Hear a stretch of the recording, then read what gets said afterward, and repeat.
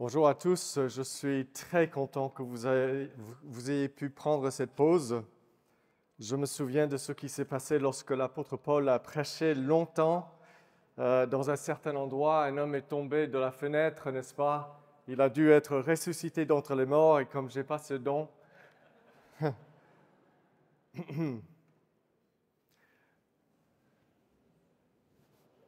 la parole restaure. Le sujet, c'est la parole de Dieu suffit pour votre sanctification. Et nous allons lire un texte au début, si vous voulez simplement écouter, c'est bien, qui se trouve dans Jean chapitre 17, et je lis à partir du verset 15. Notre Seigneur dit, « Je ne prie pas pour les ôter du monde, mais de les garder du malin. Ils ne sont pas du monde comme moi, je ne suis pas du monde. Sanctifie-les par la vérité, ta parole est vérité. Comme tu m'as envoyé dans le monde, moi aussi je les ai envoyés dans le monde, et moi, dit le Seigneur, je me sanctifie moi-même pour eux, afin qu'eux aussi soient sanctifiés dans la vérité. » La suffisance de l'Écriture pour votre sanctification. Je veux vous présenter Hervé et Aurélie. Hervé au nord de la France, Aurélie à l'ouest de la France. Hervé a passé des décennies, c'est une vraie histoire, avec des luttes terribles avec la colère. La colère qui a ruiné certaines de ses relations les plus proches avec sa famille. Colère qui a causé de grands ennuis entre lui et ses voisins.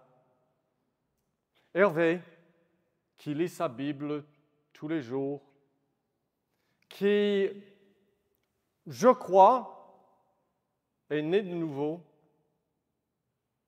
Il comprend bien l'Évangile et il a un côté très, très charmant. Après une situation particulièrement douloureuse, il a dit à quelqu'un dans son église, « En tout cas, moi j'ai arrêté même de prier que le Seigneur m'aide à surmonter mon problème de colère parce que ça ne marche pas. »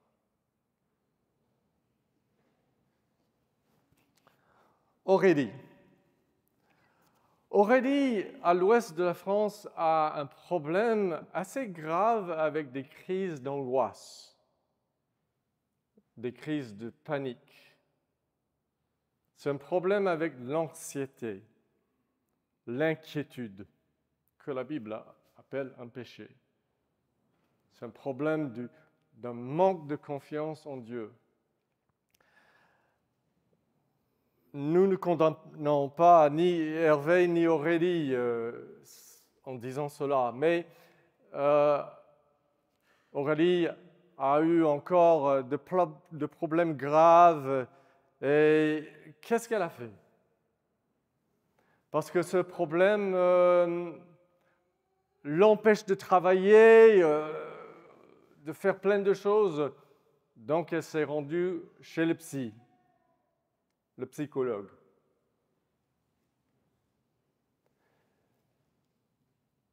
Qui lui donne une sorte de version décapitée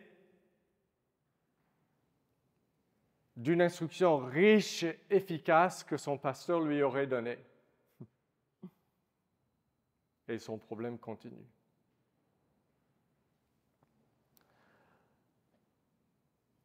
Parfois, nous avons de troubles, chers amis, dans notre sanctification. Vous êtes d'accord avec moi? Parfois, nous avons de graves troubles. Et je pense à un moment donné, en tant que jeune chrétienne, jeune missionnaire, trop jeune pour être missionnaire en Côte d'Ivoire, où exténué au bout du rouleau par rapport à mon péché, mes péchés, dans un lieu de conférence dans une ville de Nigeria qui s'appelle Miango. Je me suis mis à genoux devant Dieu sans savoir même ce que j'allais prier.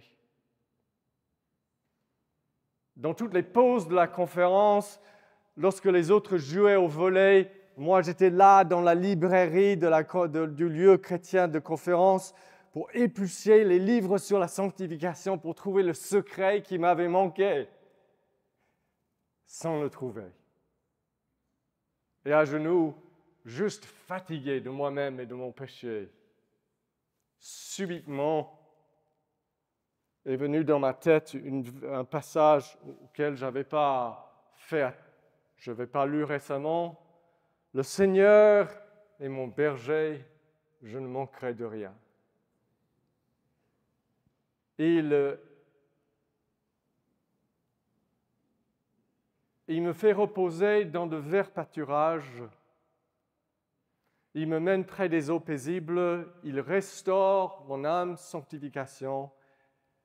Il me conduit dans les sentiers de la justice à cause de son nom. Et là, j'ai eu un baume dans mon cœur qui n'a pas résolu mes problèmes. Il aurait fallu des années pour que je commence à comprendre tout ce que je croyais de mauvais sur la sanctification. Mais je savais une chose. Et je suis revenu à ce jour des centaines, si pas des milliers de fois. Je me demande si je ne pense pas à ce jour au moins chaque semaine. Le Seigneur est votre berger, vous ne manquerez de rien. Et quant à la sanctification, il vous conduit dans les sentiers de la justice à cause de son nom. Mais les troubles que j'avais, les troubles d'Hervé, les troubles d'Aurélie, peut-être les troubles que vous avez par rapport à la colère, l'amertume, la rancune, la convoitise sexuelle, la dépression, l'égoïsme, l'envie, l'orgueil, une attitude mondaine et qu'est-ce qu'on peut ajouter de plus? Ces problèmes sont pour nous souvent un problème de sagesse, n'est-ce pas? Où est-ce que je vais trouver la solution à cela? Heureux l'homme qui a trouvé la sagesse, dit les Proverbes. Car le gain qu'elle procure et le gain pour votre sanctification est préférable au gain de l'argent. Ces voies sont des voies agréables si seulement vous trouvez c'est le problème. Heureux l'homme qui a trouvé la sagesse, n'est-ce pas? Et tous ces sentiers apportent la paix, elle est un arbre de vie pour ceux qui la saisissent. Et c'est de ça que nous allons parler dans ces quelques instants.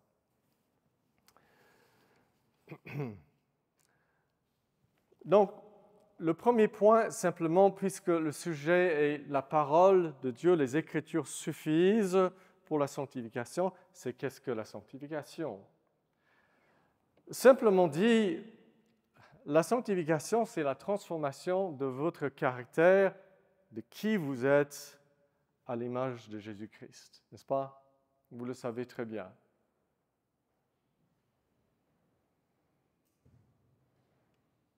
Devenir de plus en plus, c'est une œuvre de Dieu. C'est une œuvre de Dieu, une bonne œuvre. Dieu fait quelque chose de miraculeux dans votre vie. C'est la sanctification, la bonne œuvre qu'il a commencée et qu'il achèvera jusqu'au jour de Christ Jésus, n'est-ce pas? C'est la bonne œuvre par laquelle Dieu vous transforme de plus en plus au tréfonds de votre être dans votre disposition elle-même, dans cette partie où le français typique va dire « Ah ben ça c'est mon caractère ». Non, non, non, non, non. Si Dieu ne vous change pas là, il ne change rien. C'est l'œuvre divine par laquelle Dieu vous change en l'image de Jésus-Christ pour sa gloire. Et bien sûr, ça veut dire que progressivement, parfois douloureusement, il n'y a pas de baguette magique. Le Père émonde les branches dans le cep, n'est-ce pas? Il émonde. Mais progressivement, vous passez d'un homme colérique, coléreux, à un homme patient. Je l'ai vu de mes yeux, des personnes colériques qui sont devenues tellement différentes que personne ne me croirait si je disais qu'ils avaient un caractère colérique avant. C'est juste merveilleux. C'est cette œuvre par laquelle vous passez d'une femme anxieuse à une femme confiante dans le Dieu souverain et le Père d'un amour paternel, et vous êtes paisible. C'est cette œuvre par laquelle vous passez d'un homme de passion incontrôlée à un homme sensé, respectueux, qui a la maîtrise de soi. C'est une œuvre par laquelle vous passez d'une personne mondaine, préoccupée par le maintenant et ici, à une personne qui s'élaisse dans ta pensée. Un homme de prière, une femme de prière, quelqu'un qui est dans l'attente de la gloire à venir. C'est merveilleux la sanctification, n'est-ce pas?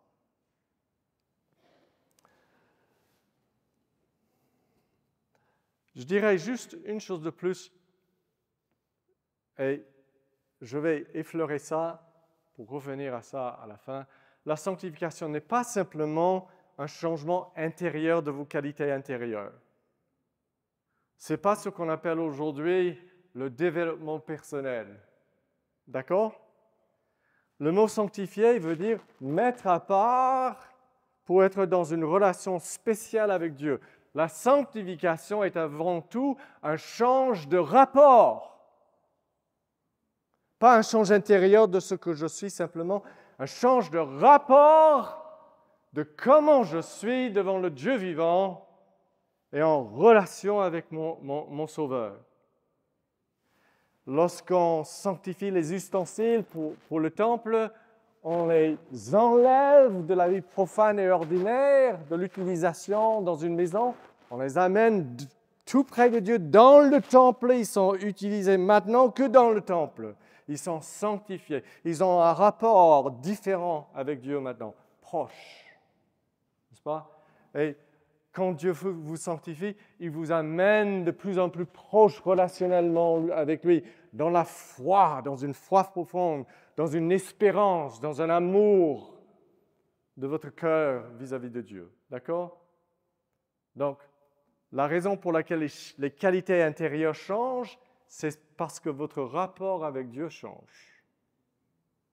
Ça va? OK.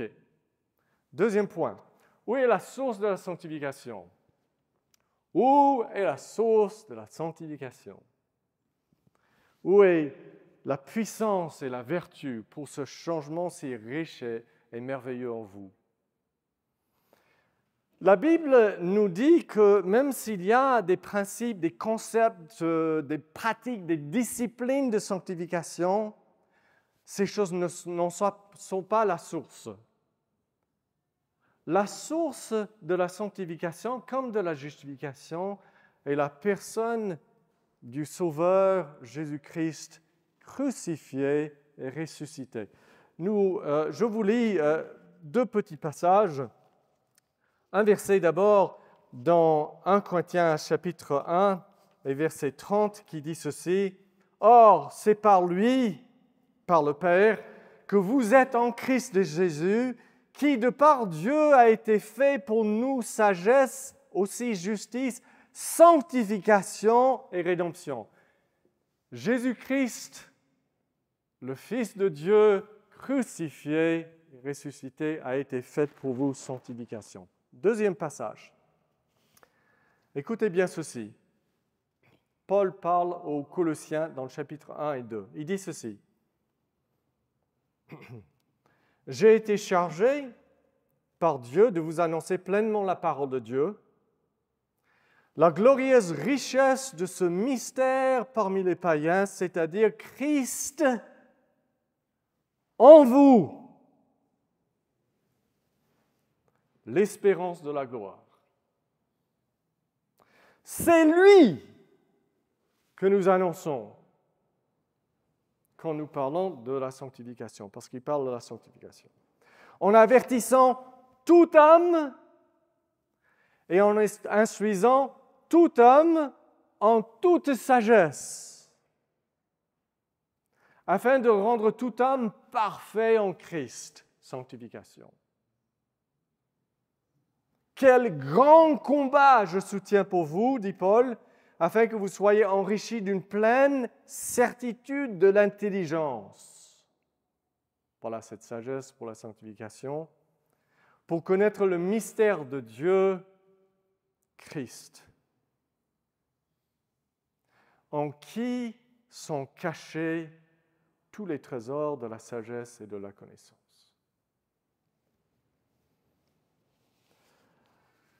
Ce changement de votre vie et de votre caractère est quelque chose qui a déjà été forgé et accompli et formé en une personne, Jésus-Christ. Saviez-vous qu'il y a déjà une humanité complètement sanctifiée? Il y a une humanité parfaite. Il est auprès du Père. Il est homme, tout en étant Dieu. Dans une humanité glorifiée, sans péché, hors de l'atteinte, de la tentation. Un homme dans notre univers. Et toute sanctification que vous n'allez jamais avoir sera puisée dans son humanité parfaite et vous sera communiquée. Dites-moi, d'où venait votre nature pécheresse d'avant la conversion? C'est vous qui l'avez fabriquée? Non. Adam a forgé, a fabriqué un cœur déchu par son désobéissance, n'est-ce pas? Voilà, il est devenu complètement nature pécheresse. Et puis, il vous l'a filé. D'accord? C'était déjà en lui. Il vous l'a filé.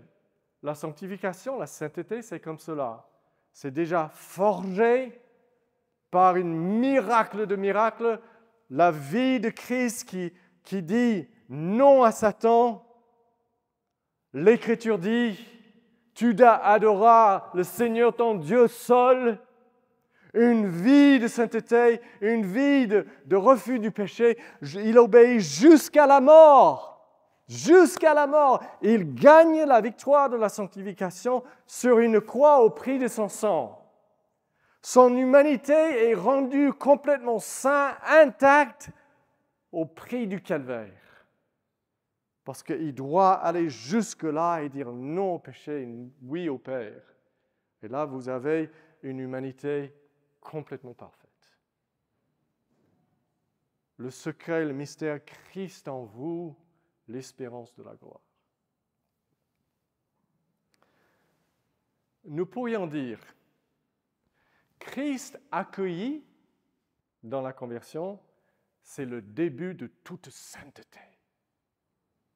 Christ chéri dans la vie chrétienne, c'est l'avancement de toute sainteté. Christ revenu et manifeste, c'est l'achèvement de toute sainteté en vous. Parce que la Bible dit, nous sommes enfants de Dieu, ce que nous saurons, nous ne savons pas. Mais nous savons que lorsque nous le verrons, nous serons comme lui, parce que nous le verrons tel qu'il est. Juste la vue de Jésus-Christ dans sa gloire va vous sanctifier, achever. Juste de voir qui il est. La source de sanctification est dans la personne glorieuse de votre Sauveur. C'est pour cela que Paul dit ceci, prenez garde, et je vous en avertis, les frères et sœurs, prenez garde, que personne ne fasse de vous sa proie par la philosophie et par une vaine tromperie selon la tradition des hommes, la tradition des psychologues, des philosophes, des life coachs, et non selon Christ. Car en lui habite corporellement toute la plénitude de la divinité, et vous avez tout pleinement en lui. C'est magnifique cela. Est-ce que vous le croyez? Pour la colère, la dépression, la convoitise, la culpabilité, les problèmes moraux les plus poussés, vous avez tout pleinement en lui.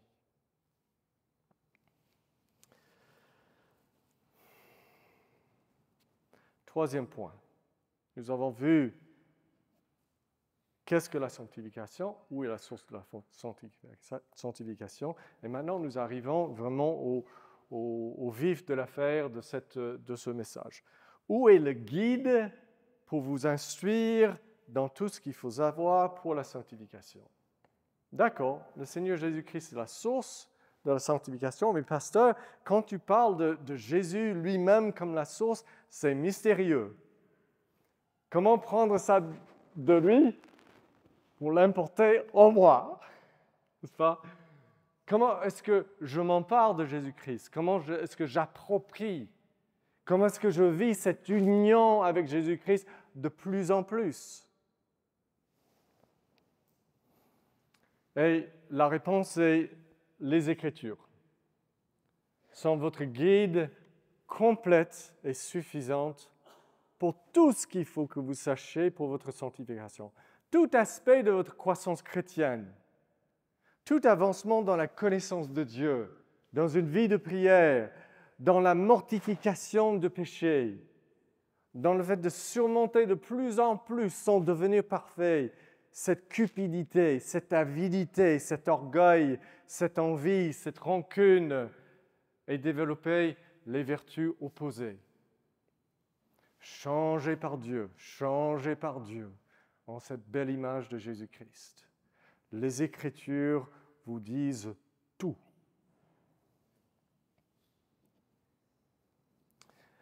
Parce que vous savez, quand on parle de la suffisance de l'Écriture, on est en train de parler de la question de l'ampleur de la Bible, de son étendue, de combien de sujets est-ce qu'il parle. Il parle de la colère? Oui. Ça commence en Genèse 4. Caïn et Abel et le frère fautif, pourquoi est-ce que tu es déprimé et pourquoi est-ce que ton visage est tombé et tu es fâché? Ça continue jusque dans Éphésiens 4 et oulala, Jacques 4. Quelle est la source de vos conflits et vos querelles?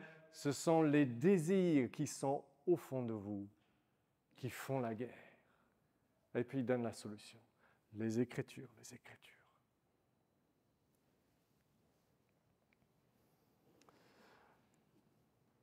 Écoutez ceci.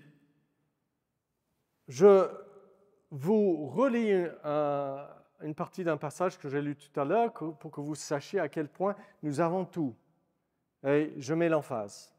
J'ai été chargé par Dieu de vous annoncer pleinement la parole de Dieu. Il ne fallait pas que je vous laisse une chose de côté dont vous avez besoin. La glorieuse richesse de ce mystère parmi les païens, c'est-à-dire Christ en vous, l'espérance de la gloire, c'est lui que nous annonçons en avertissant tout homme, instruisant tout homme en toute sagesse. toute la sagesse qu'il faut à tout homme. Mon cas est spécial. Non. Tout homme. Afin de présenter tout homme parfait en Christ, ça veut dire mûr. Vous voyez la suffisance. Paul dit, nous avons été chargés de donner un enseignement complet qui vous met le baume sur le cœur quand vous êtes dans la crise et vous comprenez que l'Éternel est mon berger, je ne manquerai de rien. Il est la sorte de berger qui mène son peuple dans les sentiers de la justice, tous les sentiers de la justice, à cause de son nom, à cause de qui il est. Et il vient vers nous et il dit, ne savez-vous pas quelle sorte de berger je suis pour vous? Chargé de donner l'enseignement complet. 1 Thessaloniciens 4, « Au reste, frères, nous vous demandons et nous vous y exhortons dans le Seigneur Jésus, vous avez appris de nous comment vous devez marcher et plaire à Dieu. » Voilà. D'ailleurs, vous le faites. Eh bien, progressez encore. Les Écritures sont suffisantes pour deux raisons. La première raison, c'est que les Écritures nous révèlent Christ et nous expliquent comment nous pouvons vivre en union avec ce Christ qui est la source de ce changement. Ce n'est pas mon sujet, désolé, aujourd'hui, de vous dire le comment, mais les Écritures vous montrent Christ en tant que justification et sanctification. Si vous ne le savez pas, c'est parce que vous avez besoin de m'entendre aujourd'hui et de vous rendre compte que vous devez aller plonger plus en profondeur dans les Écritures. Paul a dit, je vous ai annoncé pleinement. Deuxièmement, les Écritures sont suffisantes pour la sanctification parce que non seulement elles expliquent la sanctification en Christ, mais elles effectuent la sanctification en Christ. Sanctifie-les par la vérité, Père, ta parole est vérité. Un jour, il y a quelques années, au milieu d'une réunion de prière mercredi soir, une dame a frappé à la porte de notre église. Elle est entrée un peu timidement. Elle n'avait jamais été dans une église protestante. Et donc, elle est venue prier avec nous. Ça fait quoi, à peu près 4 ans, je pense. Elle est avec nous aujourd'hui. En fait, cette dame avait un TOC. Un vrai TOC. Depuis 20 ans. Ce TOC avait ruiné sa vie. Une obsession à faire certains gestes. D'accord? On l'appellerait un problème psychologique aujourd'hui, sauf que personne n'a pu l'aider. Le témoignage de sa famille, c'est que cela avait ruiné sa vie et la vie de sa famille. Et un beau jour, quelqu'un lui a dit, ce serait peut-être bien que vous lisiez la Bible. Elle a commencé à lire la Bible. Ça, c'est 2 ans avant de se pointer dans notre église. Elle commence à lire la Bible, tout simplement lire la Bible sans rien savoir de la Bible. Et au cours des mois de la lecture de la Bible, plus de TOC. 20 ans de troubles psychiques partis. Quand elle est entrée dans notre église, et quand on a passé plusieurs semaines avec elle, on a réalisé que cette dame est déjà convertie. Elle comprend bien l'Évangile, elle comprend bien la croix, le salut par la grâce, la foi, la justification par la foi seule. Elle est déjà convertie. La parole effectue la transformation. Parce qu'elle est la parole de Dieu et elle révèle Christ. C'est juste formidable.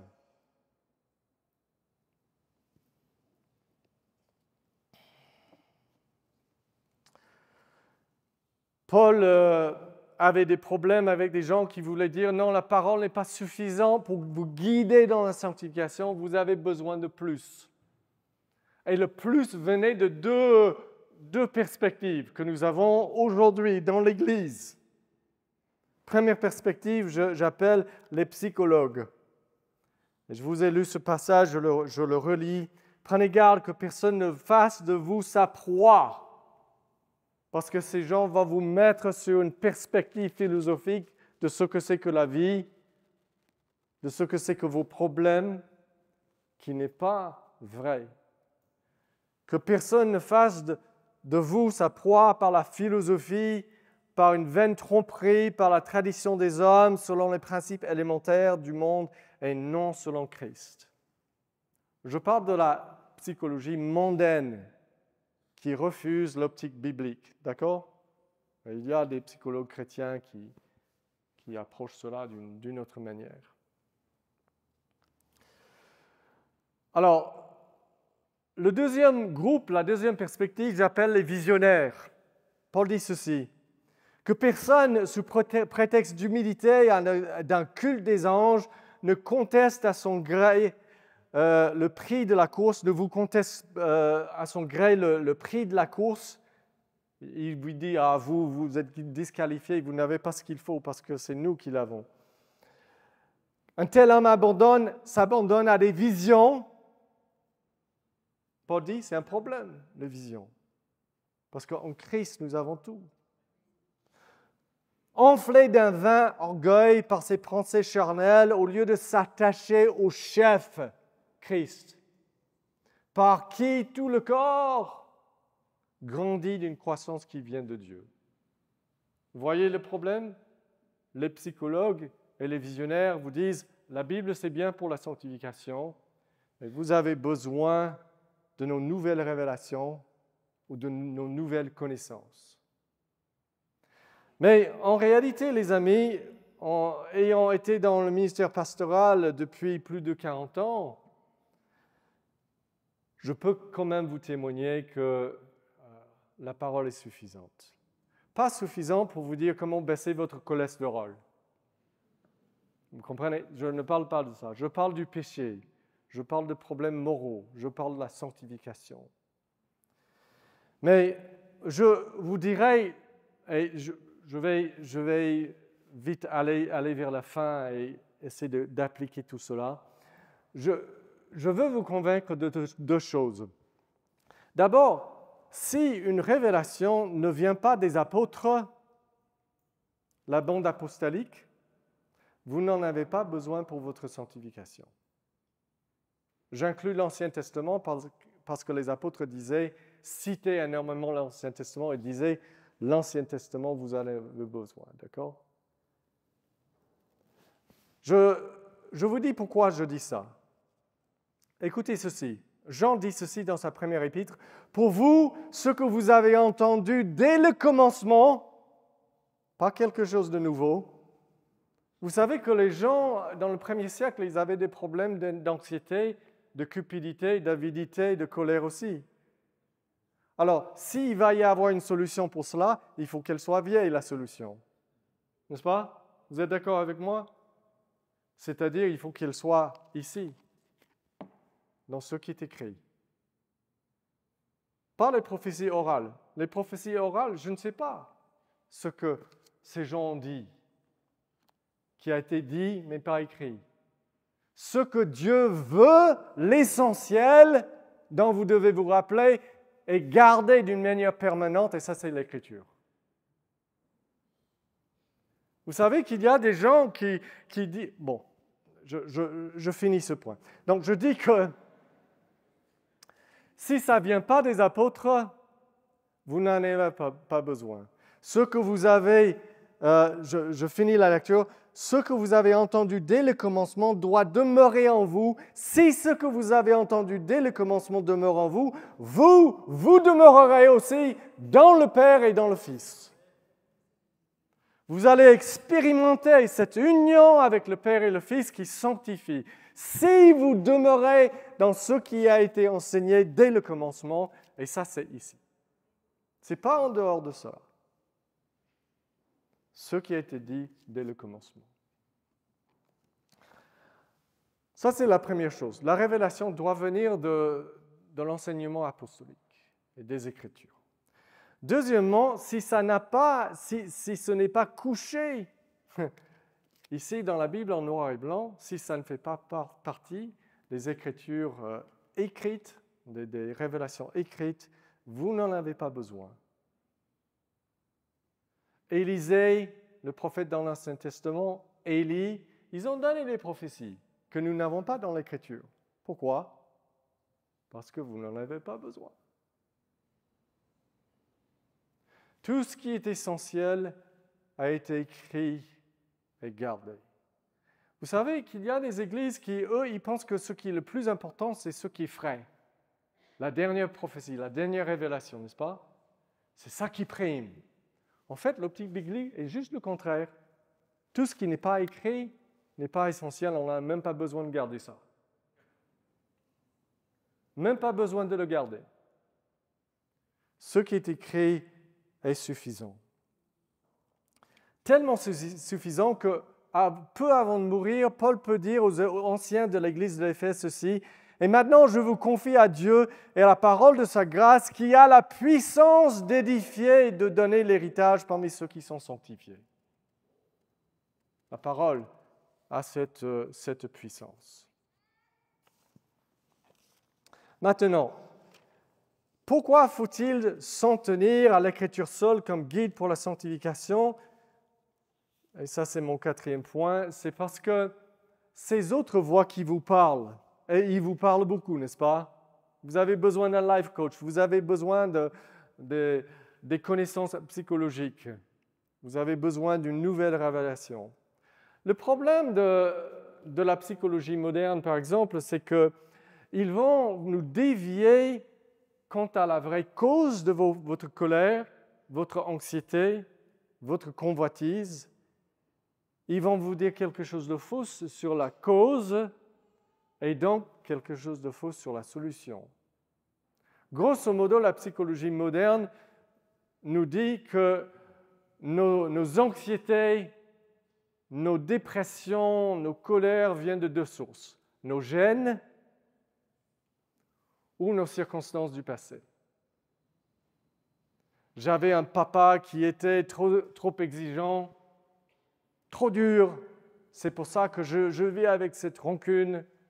J'avais une mère qui était comme ci, comme cela, c'est pour ça que je suis colérique. N'est-ce pas?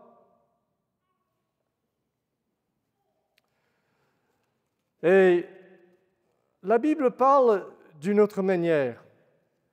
Je voudrais vous lire, en appliquant, en tirant maintenant à la fin, une manière dont le Seigneur traite avec quelqu'un qui a un problème avec la colère et l'impatience. Écoutez bien. Marthe et Marie. Vous vous rappelez? Les deux sœurs, on va donner un repas, Jésus est là, il est en train d'enseigner. Marie avait aidé Marthe pour le repas, mais à un moment donné, elle a dit sans doute quelque chose comme ceci: Marthe, le vrai repas, c'est dans le salon. Jésus est en train de nourrir les âmes de nos amis. Ça suffit pour le repas. Ce n'est pas nécessaire que ce soit parfait. Moi, je vais écouter. Elle est assise au pied de Jésus. Et la Bible nous dit ceci: Marthe était absorbée par les nombreux soucis du service. Elle survint. Le mot est fort. Vous voyez la scène? Marthe arrive dans le salon. Elle survint.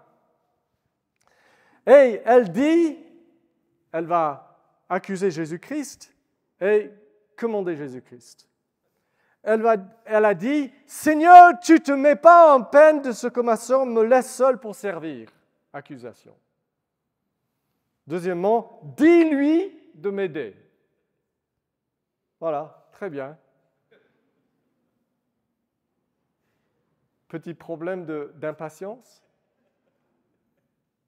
Est-ce que c'est un événement isolé? Le Seigneur lui répondit. Maintenant, regardez comment le Seigneur sanctifie Marthe. Regardez ceci. Marthe, Marthe. Vous voyez? La première chose, c'est qu'il s'approche de nous comme personne d'autre ne peut faire, avec clémence. Il aurait pu dire, tu dis n'importe quoi, tu fais n'importe quoi. Marthe, Marthe, tu avais un père exigeant.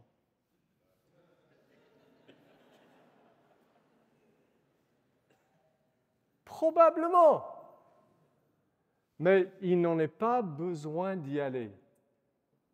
Le problème n'est pas là, le problème est ici. Marthe, Marthe, tu t'inquiètes et tu t'agites pour beaucoup de choses. C'est-à-dire, cet événement n'est pas isolé. Tu as un problème caractériel qui peut être changé. Mais il réprouve d'abord. Il nous met au pied de la croix. Il nous oblige à dire, ce n'est pas hors caractère ce que je viens de faire, c'est le caractère. Sinon, il n'y a pas de sanctification. Ah, je ne voulais pas vraiment. Oui, tu voulais. Je m'humilie. Il apprend à Marthe. Ensuite, il dit, tu t'inquiètes et tu t'agites pour beaucoup de choses. Or, une seule chose est nécessaire. Et la vie change. Je mets mon doigt sur la racine de toute ta colère et ton impatience caractérielle.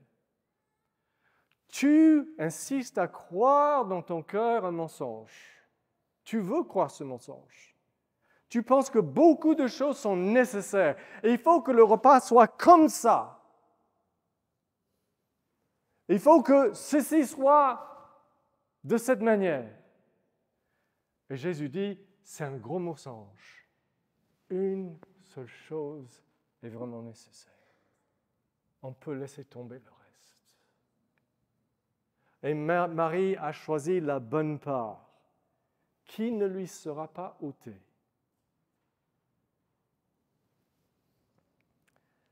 Il dit, ton problème, comme tout problème de péché, est vraiment en réalité un problème avec moi.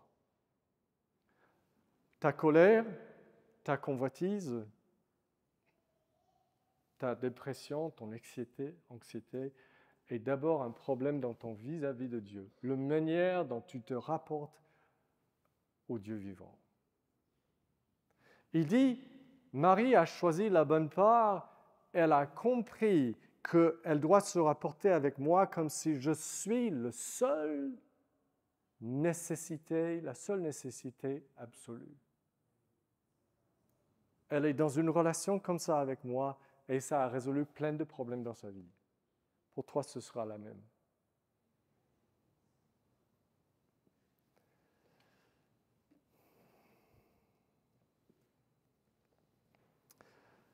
La bonne part. Donc, nous pouvons voir à quel point la manière dont l'Écriture sanctifie et change est très différente, n'est-ce pas? Très différente. Et nous avons besoin de nous mettre à l'écoute de Jésus-Christ dans l'Écriture qui nous mène à lui, pour que nous puissions le contempler et être transformés de gloire en le contemplant, pour que nous puissions prendre son joug sur nous et apprendre de lui, qui est humble et doux de cœur, et trouver en cela le repos du cœur. Nous avons besoin de le suivre, de le chérir, de communier avec lui, de l'écouter.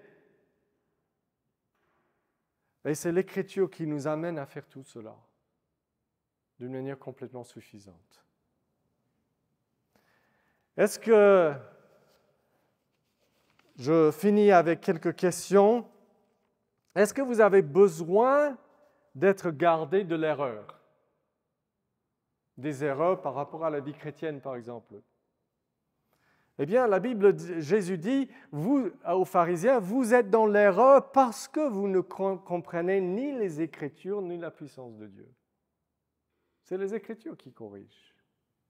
Est-ce que vous avez besoin de consolation comme Marie? Pas de consolation, pas de sanctification. Quand vous vous sentez coupable, pas de sanctification possible. Vous avez besoin de pardon, de grâce, de Marthe. Alors la Bible dit ceci, « Or, tout ce qui a été écrit d'avance l'a été pour notre instruction, afin que par la patience et la consolation que donnent les Écritures, nous possédions l'espérance. » Est-ce que vous avez besoin d'être averti, comme Marthe? Tu es comme ça dans beaucoup de choses. Alors, 1 Corinthiens 10, « Cela leur est arrivé à titre d'exemple, et fut écrit pour nous avertir. » Écrit pour nous avertir. Est-ce que vous avez besoin de changer votre manière? Je prends un exemple banal. Changez votre manière d'avoir les relations avec votre leader dans l'Église, les leaders. En Corinthiens 4, « Frères, j'ai usé de ces images à propos d'Apollos et de moi à cause de vous. Vous apprendrez ainsi en nos personnes à ne pas aller au-delà de ce qui est écrit. » La solution est toujours l'Écriture, l'Écriture, l'Écriture. Est-ce que vous avez besoin d'un cœur qui brûle? Ça vous manque parfois comme moi? Les 2 disciples sur la route d'Emmaüs ont dit, « Notre cœur ne brûlait-il pas au-dedans de nous lorsqu'il nous parlait en chemin et nous expliquait l'Écriture? » L'Écriture. C'est par elle que Dieu fait brûler nos cœurs, pour lui. Et est-ce que vous avez besoin d'un guide qui peut vous faire aller d'une bonne passure jusqu'au bout, jusqu'à ce que Christ vienne dans la sanctification? La sanctification imparfaite, mais grandissante. Eh bien, Pierre nous dit ceci, c'est mon dernier verset, « Nous tenons pour d'autant plus certaine la parole prophétique à laquelle vous faites bien de prêter attention. » Et dans le contexte, il parle de prophétie de l'Écriture dans le verset suivant. Mais il dit, parole prophétique à laquelle vous faites bien de prêter attention, comme à une lampe qui brille dans un lieu obscur jusqu'à ce que le jour commence à poindre et que l'étoile du matin se lève dans vos cœurs. Je vous confie à Dieu et à sa parole qui est capable de vous sanctifier et de vous donner l'héritage parmi ceux qui sont à Dieu. Que nous puissions donner à Christ cet honneur, qu'il est un bon berger et que nous ne manquons pas de quelque chose, parce qu'il nous conduit dans les sentiers de la justice par les Écritures à cause de son nom, qu'il est bon et qu'elles sont bonnes, ces Écritures. Nous allons prier.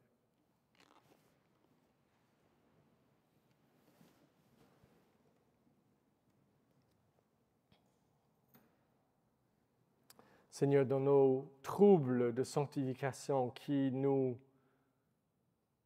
tracassent, tu le sais bien, et qui nous atterrent parfois, nous confessons que nous avons oublié et nous avons parfois cessé de croire et de savoir que tu es ce bon berger et que le Sauveur est suffisant. Nous voulons te demander pardon et te louer vraiment de tout cœur, que tel que nous sommes, avec tous les progrès qu'il faut que nous fassions, avec toutes nos luttes, tu es celui qui vient auprès de nous et qui dit « Chrétien, chrétien ». Et tu nous éclaires par ta parole. Nous prions que nous puissions la sonder. Et la sonder pour trouver le Seigneur Jésus-Christ, Père. Le Seigneur Jésus comme justification, sanctification et rédemption. Et nous te donnons toute la gloire au Dieu Trinitaire lorsque nous verrons cette bonne œuvre que tu fais en nous s'achever. Amen.